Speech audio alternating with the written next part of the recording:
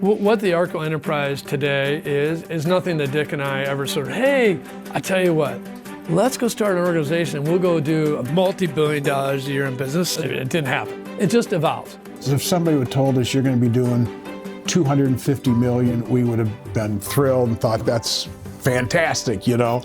We had no idea. Our thought was, you get really good people, you hire the best and the brightest, you give them the tools. If you can do that, you're going to go create something that's going to be bigger than what you've got today.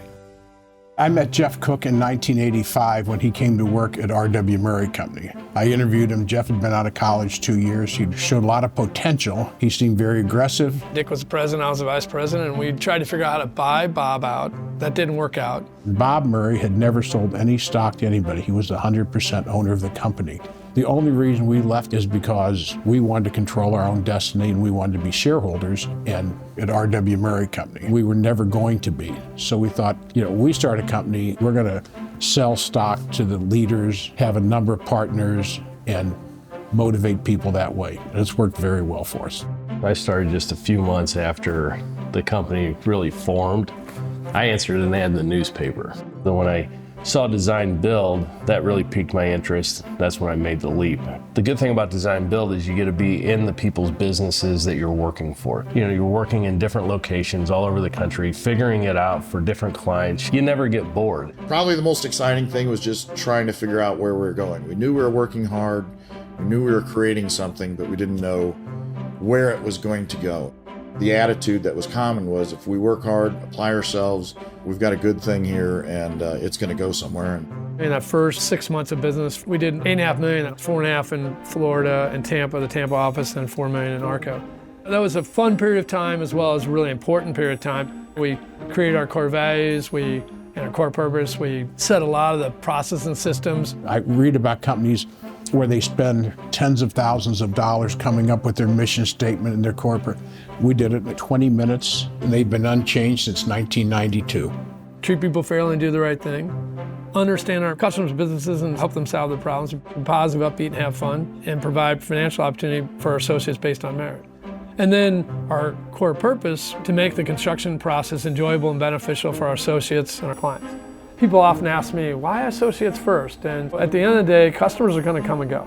So the way we operate together, the way we win together, the way we deal with challenges together, all that goes together to make who we are. If you hire great people and give them the opportunities, they took us here.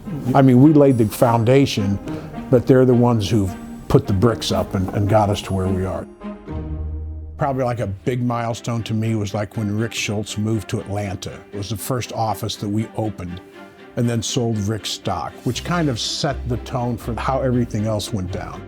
We decided to split out ARCO from ARCO National. Then we did Chicago. Brad moved from Tampa to get Chicago up and running. And then we went to Philadelphia, and we went to Dallas. It was creating the ARCO family, creating the ARCO enterprise of organizations by giving people opportunity for leadership and for ownership. None of our growth has been shocking. It just added up.